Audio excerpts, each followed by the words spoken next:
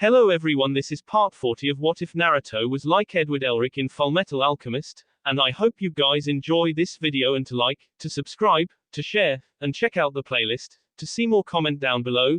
Now let's start the intro. They call me a god.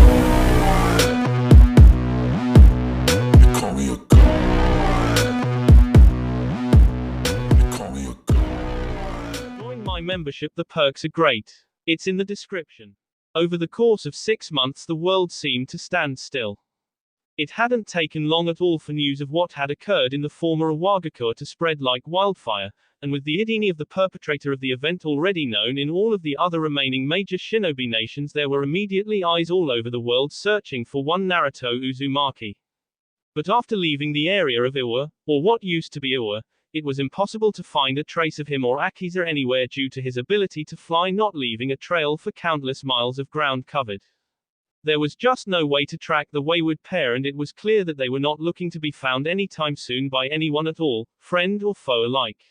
Most interested parties, mostly loved ones from Konoha or Suna, gave up in the span of 2 months and decided to wait. They knew the time and the place where he would inevitably reappear. All that was really left was to be ready. I can't believe I'm saying this again, Joshiro said, sitting in the kitchen of the apartment of his dwelling in Konoha with Haku preparing a meal nearby, but I totally miss the runt.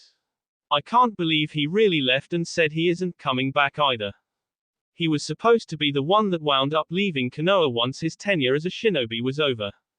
He was supposed to take Haku with him once he got roaming rights, head up back towards Resemble far away from Zabuza's insane father-in-law shtick and anyone that would want him to go out doing shinobi stuff and just dodder around blacksmithing for as long as he wanted. Maybe roll back into the village every now and again to check up on Naruto and abuse his younger brother's power as a high-level B shinobi and make fun of his alchemic research while subtly stealing his ideas. Now he was in the village and the apartment hadn't seemed so empty even when Naruto had been away on his trip with Jiraiya. At least then he knew that the kid was coming back. Well, it wasn't like that this time. Haku frowned at the thought herself. From the very beginning she rather liked Naruto and had taken to him like an older sister since she began her relationship with Joshiro years back, and she absolutely adored the fact that upon his return he had brought someone like Akiza with him. Now they were both gone in a matter of months again, this time for good if what Joshiro was told was to be taken seriously. And how couldn't it be? The events that preceded it were far too grave to not do so, and Naruto had no reason to lie to him. If he sent a clone all that way to lie, he could have just left Sarutobi's body and dispelled without saying a word. It's almost time, you know, Haku said, stopping what she was doing to turn towards the white-haired young man at the table. Just a few more weeks until when Naruto-kun said he was going to Omegakure. Are you going to go? Joshiro let out a sigh as he sank his head down onto the table. If I leave, then everyone's going to want to follow me. He then turned his red eyes up to Haku, probably even you too. She did not dispute his claim, only pasting a serene-looking smile on her face, but there's probably going to be tons of people dispatched anyway, and I'll be damned if I'm getting left behind like that. I need to talk to the brat again, and if the only time I'll get a chance is in then I'll definitely go. Haku frowned and walked over behind Joshiro's chair before reaching down and hugging him from behind. It's not just that you miss him, you're afraid, aren't you? She could feel him tense up after her question, giving her the answer she needed right there. It's not a bad thing to admit it, you know. Damn, why was Haku able to make him emote like this? He was supposed to be the one that walked the fine line that separated good-natured from jerk A. But then again, that was probably why he loved her so much in the first place. He's a philosopher's stone, Joshiro said, shaking his head incredulously as Haku continued to hug him. I know I don't ever really explain just what the big deal about that is except for the people it takes to make one, but each stone has so many souls in it. He made one out of an entire village of people. That means that all of those souls are a part of him. What if he can't keep his sanity, or what if he isn't the dominant personality out of all of them? There was a chance that Naruto wasn't the one in control of what was supposed to be his own body anymore. He had seemed fine when his clone returned Sarutobi's body. No chance in hell an Iwa's soul would have done such a thing, but 6 months was more than enough time for something terrible to happen. How in the world would Naruto stay dominant with all of the powerful shinobi in Iwagakure stuck in his body raging like a storm? He believed in Naruto's will, but there was a breaking point for everything. He wasn't even considering the same happening with Akiza.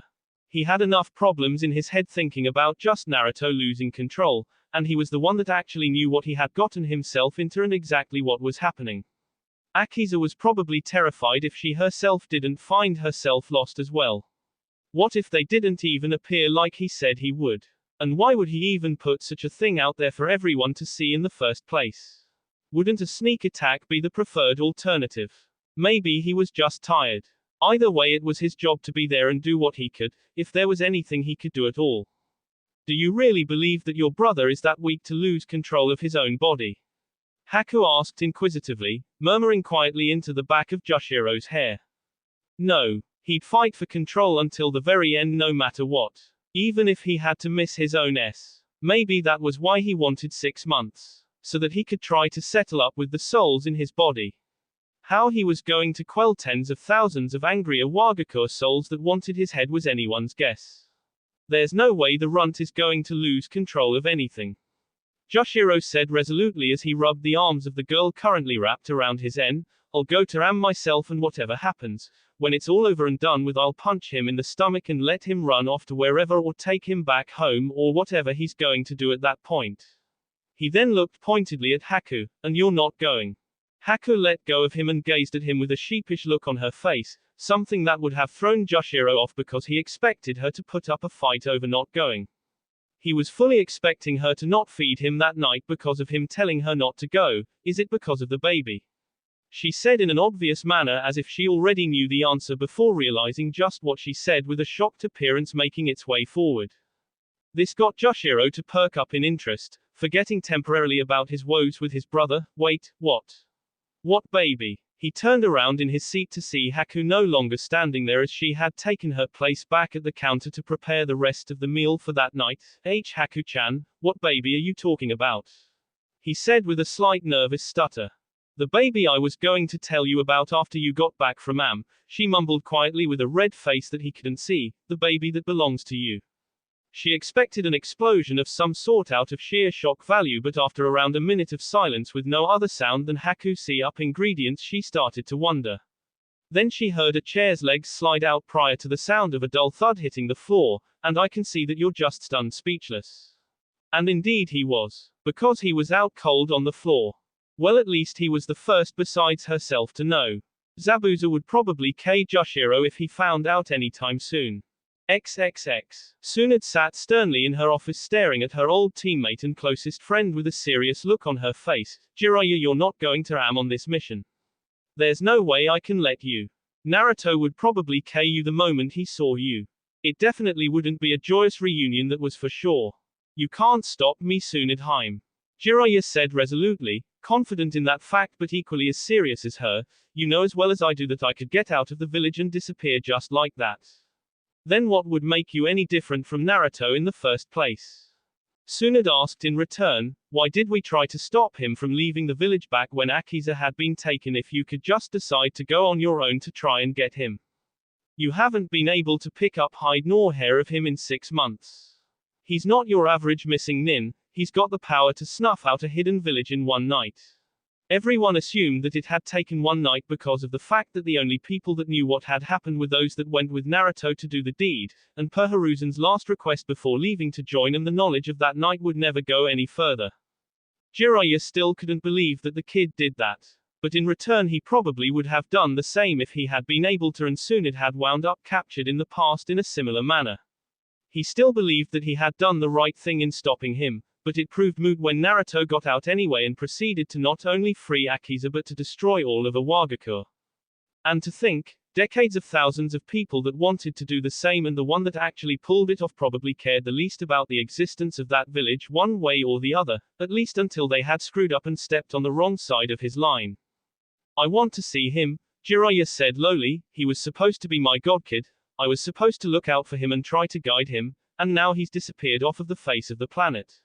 He wanted Naruto to end up legendary like Minato, and he knew that he had it in him, but for something like this, he was the most famous figure in the shinobi world after what he pulled 6 months ago.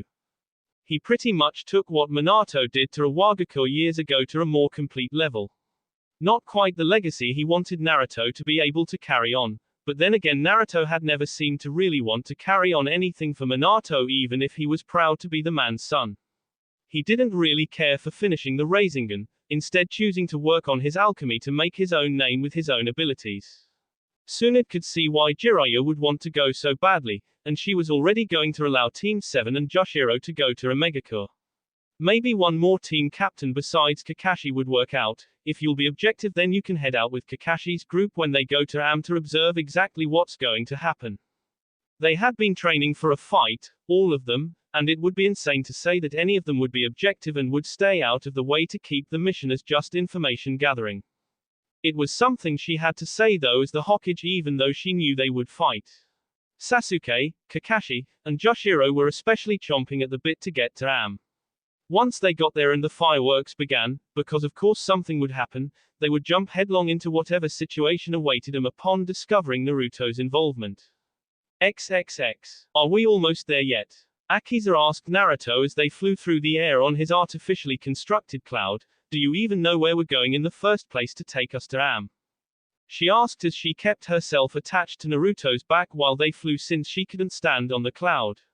She had on a grey cloak that had the hood pulled down instead of on her head, revealing that she still had her brown hair tied back in a ponytail with her bangs framing her face. She no longer had a Hate 8 on her forehead, and neither did Naruto. Of course I know where I'm going. I found out where Am was back before you found me during my training period a few years ago. Naruto replied, wearing his black button-up shirt and pants underneath his red cloak that stood closed at the moment. Just calm down. I thought I was all fired up for this, or are you that anxious to fight? You've been driving me for 6 months, Fullmetal. Akiza said, getting herself closer to her lover as she rode along with him, keeping us hidden up in those stupid islands for so long. I only saw one fisherman and a whale the entire time we were training. That's the only intelligent life I've seen in months. Naruto blinked his blue eyes that actually seemed tired for once instead of the usual exuberance one would have found normal for him. Hey, what about me? A smirk came to Akiza's face as she responded, like I said, that was the only intelligent life I've seen in months. I'll drop you just so you know. You'll live. So, enjoy your fall. Fullmetal. Akiza shrieked, holding onto Naruto tighter than before so that he didn't try to make good on his threat to drop her. Hearing him chuckle and feeling the vibration through his back got her to nuzzle against the back of his N. He hadn't actually laughed in a good-natured manner since he had saved her from Iwa. He still hated what he had done to her, turning her into a living philosopher's stone and making her more or less immortal just like him, but she didn't care. Even when it came to all of the souls within her she had to routinely keep settled, it didn't matter to her. Dealing with Seki Kiritateru spirits plaguing her mind and dreams for almost a decade made her an old hand at handling unruly souls. With the Cubian side of Naruto to direct traffic and his own efforts through meditation to retain control over him, while Naruto was doing well himself. Like she had told herself before, she didn't really care about what happened to them as long as she had him. He was the only one that kept her calm and happy, the only person that truly cared for her. And she was going to make sure that whatever business he had with Akatsuki drew to an end in Omegakure. So you're really going to pull this crap once we get there? Akiza asked him tentatively, burying her face into the back of his hair to muffle herself in case she sounded worried. And you're sure you can survive it? It won't render your stone inert, right? It was obvious to Naruto that Akiza was still concerned with his plan, but he had made a promise to someone else that he fully intended to keep. The fact that he would be taking down Akatsuki with the same move was a bonus. It wasn't so much a plan as it was him taking advantage of the side effect of the promise he was going to keep. So he had 6 months to figure out exactly what his limitations on his alchemy happened to be. And what he had discovered terrified him. His simplest attacks were magnified many times over without him even trying. There was no true equivalent exchange for his techniques any longer. Everything was bigger, badder, and ensured loss of life once he used it. Perfect for a group of people whose well-being he couldn't care any less for. Akiza had pretty much finished picking up alchemy enough to use it while fighting. Of course it didn't hurt that she didn't need to come to terms with the equivalent exchange aspect of the art. Still he tried to beat it into her head to do it right lest she waste her stone's energy and wind up prematurely for no reason. She fought with her alchemy the way he used to as a beginner, which wasn't necessarily a bad thing, but she was still more partial to her own style of combat because it felt more natural to her. I can definitely survive it, Naruto said with full confidence to Akizata her fears as he rubbed one of her thighs that were wrapped around him from behind. I have tons of power in the stone to keep me alive once Kyuubi-chan's chakra and soul leaves me. When her chakra releases, those bastards will all come running right towards it thinking that she's in her normal Biju form. She can control her power intelligently once I give her an actual body to use. She won't be easy to capture this time. A smile came to Akiza's face as she gave Naruto a K on the back of the N. Of course she won't. We'll be there, but do you think we can actually pull this off? Naruto rolled his eyes at her question. They don't know what they're dealing with this time, Akiza-chan. It's not as simple as trying to capture me. And we're not going to be showing up alone. Do you really think Big Boss isn't going to be showing up to play too? And with him would come plenty more, he just knew it. They can throw all of the members they have left at us at once. It won't matter, it'll be fine, I promise. Just like you promised that you'd find something that would make me happy for as long as I decided to go with you. Akiza said as she shut her eyes and enjoyed the ride. Naruto chuckled and tried to look back at her as best he could from where she was on his back. Oh yeah, I did say that, didn't I? Well, did I wind up doing that? I'm asking because life for us kind of sucks right now. I made you immortal, we've got tons of people after us, things aren't good. No, they're not, Akiza admitted freely, but you said things wouldn't be easy with you when I first started traveling with you, and as long as I've got you, I'll be fine with whatever. You aren't planning on ditching me, are you? She asked with some mock suspicion, because I'll just find you again. I've got forever to do it. There's no way I'd ever ditch you, Naruto said as they continued to fly on his cloud. Not now, not after this is all over, not ever. You know I love you. Of course she knew. He had proven it by marching straight into Awagakure to free her, and she knew that he'd do it all over again right at that day if he had to. And the way he fought for her, she'd fight for him just as fiercely anytime. He took on an entire village for her at the drop of a hat. All she had to do in return for him was fight 6 other Akatsuki members with his help and the help of others that would inevitably come to ensure his safety. Easy, right? Yeah, I know you do, Fullmetal, Akiza said with a yawn as the flight was starting to get to her after traveling for so many hours. Wake me up when we get there, the fun way please, she said with a small grin on her face. XXX. Days later, Konohagakure no Sato. Kakashi, Sasuke, Sakura, Joshiro, and Jiraiya stood ready at the exit of the village with the trail that would lead towards Omegakure. Is everyone ready to go? Jiraiya said, ready to get a move on towards their destination. I don't know why you're going in the first place, Joshiro said as he shifted his travel pack on his back irritably. The runt's going to kick your ass the second he gets a good look at you. You really don't think he's not going to try to get you back for holding him back from getting Akiza? I'm pissed off at you, and it wasn't even my girlfriend. He's my responsibility too, kid, Jiraiya said gruffly to the alchemy-wielding Junin. I need to find him and make sure he's alright. Well, you did a fantastic job, Mr. Responsible, Joshiro said in a sniping manner, because now he's immortal with thousands of souls stuck inside of him, and he's the most feared figure in the entire world. Jiraiya wasn't exactly flattered by what he was hearing and let Joshiro know it when he got right in the red-eyed young man's face as he somewhat towered over him. And what about you? He's your brother, right? Way to have his back in the end when he really needed it. Don't you give me that crap.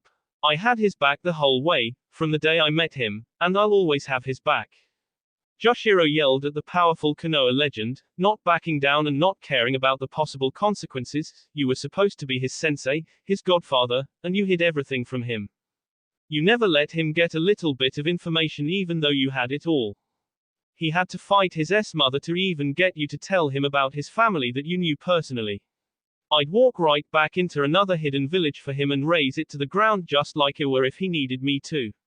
Maybe if you stepped up and helped him yourself, Sarutobi wouldn't have and the brat and his girl wouldn't be in the mess they're in. Maybe they'd be home. Maybe my future kid would actually have an uncle and aunt. Kakashi stepped in and broke them apart before they could come to blows, choosing to hold Jiraiya back while Sasuke attempted to do the same with Joshiro. Everyone needs to calm down and get their heads together. What good is any of this going to do in the end when we're supposed to be working together? Joshiro got Sasuke to stop giving him distance from Jiraiya but didn't let up, pointing at the man and continuing his tirade. No, wait a minute Kakashi, because I'm not done yet and I'll be damned if he doesn't hear this. I'm still pissed at you. I'm upset that I had to raise that kid all by himself when I was just a brat myself and you knew he existed and you knew he was your student's kid. That's messed up. I'm not saying to take him off of my hands because I wouldn't have let you, but come on. At least let him know you exist. I was working, brat. Jiraiya yelled back at him. You really think that you're fresh out of diapers could have handled the group of S-rank missing ninja that were preparing to come for him? I don't even think you can stand against one of them now, let alone back when you were a runt yourself. But Joshiro wasn't done yet, as he proceeded to continue onward with his angry rant. And then 6 years after he actually needed you, you take him on this big world trip to bond and to train him, but you didn't try to get to know him at all, or else you would have understood why he went after Akiza and you would have helped. So you can call me bitter and you can say whatever you want, but as far as I'm concerned I'm his real family, I'm closer to the real thing than you'll ever be. Now you drag that with the rest of your guilty conscience to Am. With his bit being spoken, Joshiro started to stomp off in the direction of a Megakure without even turning his head to look at Jiraiya again. He had nothing more to say to the man and he had been less than thrilled to say the least when he had suddenly been interjected into Joshiro and Team 7's mission, last minute without anyone's prior knowledge as usual. Just another thing that rubbed Joshiro the wrong way to pile on top of everything else, the way he just threw himself into an operation that Team 7 and himself had been preparing 6 long months for just because he was an important figure. Jiraiya glared at Joshiro's back, but it was clear that the younger man couldn't care any less about anything Jiraiya thought. Just so long as the old Toad Sage didn't botch this mission by doing something stupid. Heavy combat was more than expected and bringing Naruto home was not a mission parameter. The objective was merely to observe and jump in to assist him if it was prudent towards his health to do so, but anyone with half a brain would know that they were going to step in regardless. With the situation momentarily diffused and with Sakura grateful that she wouldn't need to heal anyone before they even got themselves further than a mile from the front gate, Team 7 and Jiraiya set out to follow Joshiro and catch up to him, but the tension was still thick. Jiraiya definitely felt like the odd man out in the equation, but that was to be expected. The others had been preparing for this, probably all together in some capacity, for half a year. He just decided that once he learned of the mission he would be going along. Even without all of the other personal matters that were involved, that by itself would throw the entire thing completely out of whack. For the love of, ugh. I swear this is going to be the longest trip, Sakura mumbled to herself as she fell into step with the rest of Team 7 and watched Jiraiya in front of them keep a glare on Joshiro, who was still further ahead. She really wished the two of them would get their heads out of there and save their little issues for when lives weren't potentially at stake. I'm actually looking forward to the fighting part if this is what we have to look forward to beforehand. Sasuke grunted out a noise of agreement before he decided to speak. Don't worry about it, we'll be there soon enough. Hopefully we'll find the jerk in One Piece so I can ask him some questions before all hell breaks loose. Seriously, did Naruto have to let everyone know he was coming to a Megakure, or was burning a possibly encrypted message into the face of the earth just too much to ask for in this instance? Kakashi's normal lazy-looking appearance belied just how on edge he really was about the entire mission. He still hadn't come through on his promise to make things up for Naruto over the whole Chunin exams episode years back. And aside from that, he wanted to see if he was keeping well. Despite what was circulating around the world as news and gossip, it was inconceivable to them that Naruto was a danger to the entire world the way things seemed to be shaking out to make him to be. Even the rest of Konoha that had begun to accept him after the invasion of Konoha fell back into old habits of doubting and mistrusting him after news of his destruction of Iwagakure broke. Never within earshot of Joshiro, of course, as the notorious hothead had been on pins and needles enough over the last 6 months due to being seemingly the only person in the village that truly grasped and could explain just what Naruto had done in Iwa, despite his refusal to talk about the incident at all, but it was still heard enough to be acknowledged by all of them. So are you going to tell us what happened at last on that run to Iwa? Kakashi asked once they had caught up to Joshiro. You've been upset over whatever it was for months, but you won't talk to anyone about it except for the people that went on the mission and Haku. Joshiro let out a humorless laugh. It's not really something that's easy to say, you know, mostly because it's my fault. It would never have happened if I hadn't taught him alchemy in the first place. Trust me, that's a real kick in the stones to come to terms with. He had first taught Naruto alchemy to help him become a ninja and also as a way for the two of them to bond. He never thought it would turn to something like it did, but then again he never thought he would wind up making a philosopher's stone either. Sasuke raised an eyebrow after Joshiro's humorless laugh. We keep asking you about it and you never tell us anything, but that's all you ever say. What does that mean? Being blunt was probably the best way to explain the situation. The runt used human transmutation to take out all of Iwa when they had him and Akiza cornered. It was our last resort in case the plan was a bust to get out. It took all of the souls in Iwa and stuck them inside of his body and her body. Now they're immortal and supercharged beyond belief. Joshiro said abruptly without trying to sugarcoat it. Does that clear it all up for you? He asked, looking at all of the shocked faces. The group stopped moving and just stared at him, frozen and with stunned looks on their faces. What? Sakura said, finally finding her voice. Yeah. Joshiro said, I didn't find it out for years, but apparently when Orochimaru hit my old man up for his knowledge of alchemy, he was actually onto something with the immortality. I completed the research after Naruto left and was angry enough to use it once, but not on the scale that my little brother did. I took around 50 or so, he took tens of thousands. Why in the hell did you teach him something like that? Jiraiya demanded to know. That was something more than a powerful ninjutsu, it was just unnatural. Because he's my brother and he was my equal as an alchemist. Joshiro yelled back, not backing down once again no matter who Jiraiya thought he was, and I didn't teach him anything. We talked about it back and forth all the time in letters while he was gone setting up shop in Resemble where you left him for 6 months. He helped me with the breakthrough, I shared it with him, it was just like that. But now he's stronger than me, way stronger. He's stronger than you too, stronger than all of you mostly because you can't K him. I'd say that a cage can't even beat him now because the only way to really beat him is to seal him away somehow, and you taught him enough about that so he'd never fall into any kind of sealing trap. Sasuke's brow twitched unnoticeably to most, so you're saying that he's unbeatable. Friend or not, he was still Naruto's rival, but at least if they ever sparred again he wouldn't have to hold back lest one of them mess.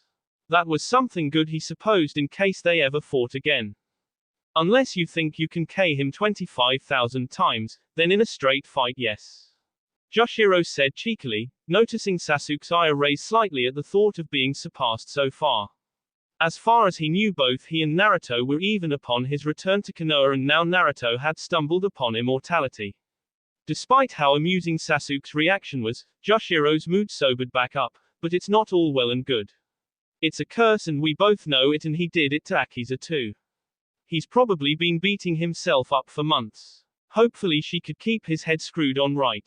That girl adored him and wouldn't let him drive himself up the wall with guilt since the entire reason for his turning them into walking philosopher's stones was all for her. That aside, Joshiro decided to keep explaining, right now they're walking human weapons and Naruto is taking advantage of that to just go ahead and finish off Akatsuki right now if he can.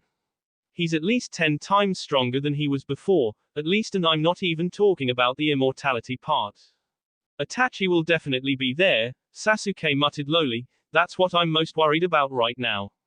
It was time once and for all for him to put an end to his little episode with his brother. At least this was another good thing to come out of everything that had happened, as far as Sasuke was concerned anyway, because Itachi wouldn't need to be hunted down, he'd be well within reaching distance at long last. Well, let's go then, Kakashi said, taking the lead as it was supposed to be his team to lead in the first place. We've got a 2-day trip ahead of us and then we still have to find Naruto before something happens. He was never exactly the type to wait. And with that they were off. XXX. Some time later, outside of Omegakure no Sato. Akiza and Naruto had been flying above the clouds until they located a small building in a wide open area outside of Omegakure. The complete lack of anything around on the waterlogged plains made it useful as a hideaway for the pair of them as they prepared for their eventual move for the final encounter. Clones posted at windows could see anything coming from miles away and it was cover from the rain, the dilapidated state of the building notwithstanding. Speaking of the building itself, inside of it there seemed to be quite a bit of explosive damage that tore a hole in the wall and a part of the ceiling that let the elements inside. There was quite a bit of overgrowth inside, signifying that it had been abandoned for years. It seemed to be a place where people used to live until it was abandoned and blown up, and the trio of little frog planks on a mantelpiece seemed kind of childish, but who were they to make remarks on a part of the house when no one even lived there anymore? Either way, it was a port in the coming storm and the perfect place to sit and hide for the time being until the preparations for their attack were complete. You done yet? Akiza asked, the hood of her grey cloak pulled over her head so that none of the rain that oftentimes fell into the hideout got her too soaked. She officially hated Omegacore's climate with a passionate vengeance and would be crossing that country off of places to leisurely visit in the future, just like Kei's no Kuni for crappy climate purposes. I want to get this show on the road so I can forget about being all cold and wet all the time. You don't like it here? Naruto said with a grin, his hood not even up to try and protect himself from the rain as he was steadily at work drawing a specific transmutation circle on the building's floor in a well thought out and careful manner. This was not the time to screw anything up due to being anxious. He literally had all the time in the world. Akiza blew a bang out of her face and gave Naruto a dry look from underneath her hood. No, I love being rained on for days at a time. It's so gloomy here, Fullmetal. It completely sucks. Rain poured down Naruto's head, matting his normally spiky locks down as he ignored it and continued to work before turning his blue orbs over to his girlfriend who was sitting off to the side, watching and waiting patiently. Well, how about once all this is over I take you somewhere nice? No more darting around from place to place like we were before. I've got the perfect place where no one'll ever look for us. Nobody that would want a piece of us would ever try to chase us there. You have somewhere that good? Akiza responded, a grin slowly forming on her face as well. There's nowhere we can go where someone won't find us and know who you are. That's why we moved so much in the first place. Where could you possibly take us after all of this is over with and done?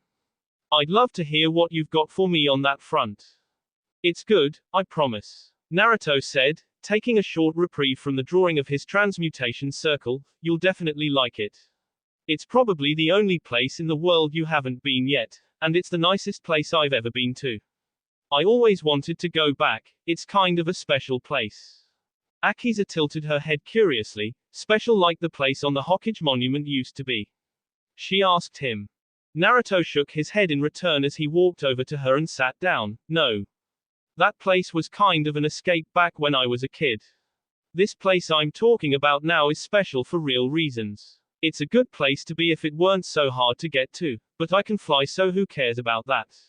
He put an arm around her shoulder and she got closer to him comfortably. It'll be great.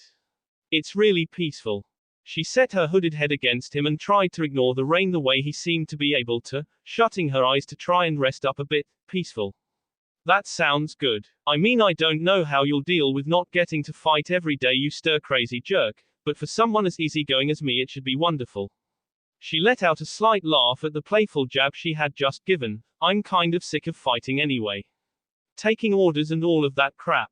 The most dangerous man in the world doesn't take orders. Naruto said in joking reference to himself and what they had discovered he was being called by others in places all over, and his girlfriend doesn't either. You don't ever have to fight again if you don't want to. All we have to do is just one more thing and we're done. One of Akiza's eyes cracked open as she looked at Naruto. 2 more things. The fight is just the second part, if you even survive the first part.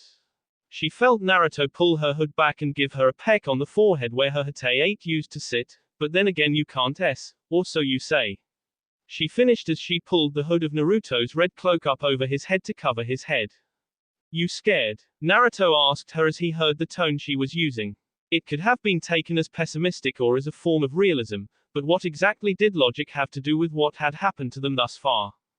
Been scared for months, Akiza admitted calmly. There wasn't any point in hiding it from him. He already knew, and if he really pressed her about it she would tell him anyway. All of this stuff is so new, I still can't believe some of it. It's like some crazy dream. Maybe is in Iwa and this is just what eternity is supposed to be like after you go, you know. Naruto looked at her and decided to relax with her for a bit to enjoy the last dregs of calm that they would get for quite a while after the ruckus began. Well, if it is, then do you think it's the good part or the bad part of eternity? A smile pulled at Akiza's mouth before she leaned and kissed Naruto on the lips. I don't know yet. It depends on the outcome of the fight. Just don't go and get yourself Fullmetal. I'll try and do the same.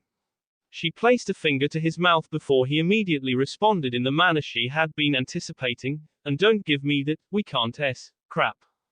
There was nothing said between them after that. They just sat in the silence, only listening to the rain as they waited for the right time to begin their engagement against Akatsuki. Once it began it would be coming hard. XXX. Outskirts of Omegakure no Sato. Joshiro's matted down white locks dripped water down into his face, making him more irritable than usual with all things considered. What a dump. He said as he, Team 7, and Jiraiya stood on a cliff face overlooking the massive lake that separated the high-rise village from the rest of the mainland. Well, he's not in there wherever he is. Agreed. Kakashi said in complete agreement. If he was, then the fireworks would have started by now. He had to have beaten us here by a considerably decent margin. He looked over at Sasuke and Sakura, both of them wearing gray ponchos to protect themselves from the rain. Are you all ready to move? Both Sasuke and Sakura nodded before the pink-haired medic Nin voiced her thought on something. Are you sure it was a good idea to let Jiraiya-sama go off on his own once we got here?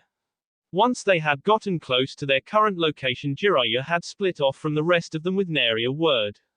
We were about to split up, so it doesn't matter anyway, Sakura. Sasuke said as a manner of trying to get thoughts off of Jiraiya. There were more important things to worry about at the moment now that they were in no man's land. He can take care of himself. As he said this, Sasuke began to subtly rub at the back of his N. A burning sensation had been bothering him for quite some time since they entered the area around Am, and it was getting increasingly more intense. He hadn't felt that way since he had used the cursed seal stuck on him. As a matter of fact, he hadn't felt it burn since Orochimaru first placed it on him. Oh crap. Sasuke's hand slowly drifted down towards his chokuto before he felt his body freeze and pain shot through his body. Sakura noticed his shallow breathing and how he seemed to be biting back noises of strain. Sasuke-kun, what's the matter? She asked as she went over to try and soothe him. If his hood was down and if he could move to pull it down himself, one would see the black mark of the seal on his end glowing and pulsating. Sakura, Sasuke tried to say, the seal, Orochimaru. That name set off bells inside of Joshiro's head, but he did his best to keep from losing his temper again, instead peering around for any sight of the man while Kakashi pulled his Hate-8 up to reveal his Sharingan. Kakukaku, Sasuke-kun, you're denying the gift I gave you all those years ago. I'm so disappointed. Do you not wish to kill your brother the way you've claimed for all of these years? Sasuke still had enough bravado about him to get in one shot at the snake using ninja, like I'd actually get the power to kill Itachi from someone he handled effortlessly in the past. You were too weak to take him, so you settled for me, right? It's the only reason you'd risk breaking into Konoha just to mark me. That tongue of yours is too sharp for your own good, Sasuke-kun. In a show of his impeccable speed, Orochimaru rushed at Sasuke with his sword sticking out, a snake coming from his mouth. Sakura was right by Sasuke, prepared to do what she could to keep him from falling prey to whatever Orochimaru wished to do.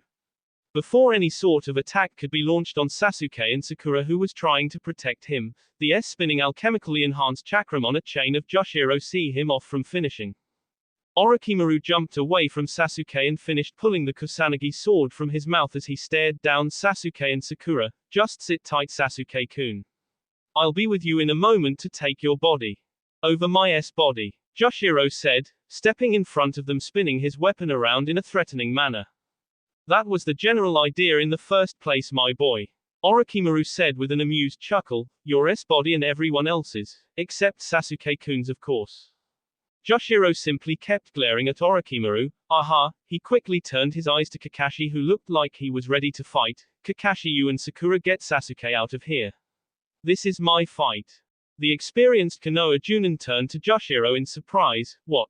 Joshiro, you shouldn't fight him by yourself. You know how dangerous he is. Sakura can take care of Sasuke herself and get him away. We can both take him on together. I let you stop me when he tried to kill old man Hokage back in the day. Joshiro said, not taking his eyes off of the smirking Orochimaru again. I'm not a kid anymore, Kakashi. Take Sasuke and Sakura and get the hell away. You don't want to be around me for this fight. This is 14 years in the making here, and I'm not letting it pass me by again. Orochimaru let out another laugh that condescended to Joshiro. You make it seem as if I would just stand here and fight you, boy. I have nothing to gain from ending your wretched life. I kill your family for their failure to deliver the appropriate results with their alchemy and let you live because you were just like your father's knowledge, useless. Joshiro bared his teeth at the jibe directed at his deceased father and reached into his vest before revealing a red stone. He didn't fail. He was just too smart to let someone like you know he succeeded. He held up the red stone so that Orochimaru could see it clearly. This is the key to your immortality, Orochimaru, the peak of alchemic research. The Philosopher's Stone. Make it a part of yourself and you will be immortal. But only me and my brother know how to make it, and this is the only one that exists to take. He could feel Orochimaru's stare on the small rock. That was just what he wanted all along. Joshiro made a show of placing the stone in his mouth underneath his tongue and stared at Orochimaru coldly. The snake Sannin looked back at him in the same manner and held his hand out in an expectant manner. Give me that stone, boy, and I'll reward you the way I would have done so for your father. Or you can keep it as long as you make another for me. Or I can just kill you the way I've been planning to since I was 4. Joshiro said in return, that's always a plan. You can take the stone if you kill me. So give me your best shot. This is what you wanted all along, right? A true way to become immortal. You're so close now, all you have to do is step over my corpse to get it. You will receive no mercy from me. Orochimaru said, trying to bring Joshiro to his knees with his raw intent, his yellow snakish eyes trying to bore into his soul. Most shinobi would claim it was like staring into the eyes of death itself. I'll kill you and take your stone, and then I'll take your brother too and force him to teach me all of the secrets to my future immortality. This time I will make sure you lose everything. Your life, your brother, even the pretty little thing you have waiting for you in Konoha. I'll take it all. Joshiro let out a laugh of his own at that. Not so fast. You have to kill me first if you want to even start thinking about anything else. His face then twisted into one of pure anger and aggression as the red stone began to radiate the energy that prepared to charge his alchemy. This is for my family, you son of a b. That will be all for this video. Be sure to like, subscribe, share, and comment down below for more videos. Goodbye.